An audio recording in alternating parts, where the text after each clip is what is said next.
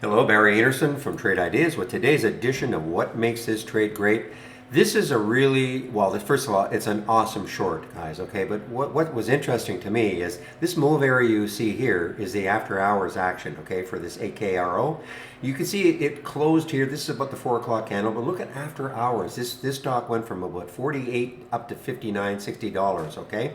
And, I guess people were thinking, well, they are going to release some data today or the next day, and they obviously thought it was going to be great. Look what happened. My goodness, they released their data. This is a bio, and the market just absolutely crushed them. I mean, this stock is down 64% right now. This is after a little bit of a pull-up.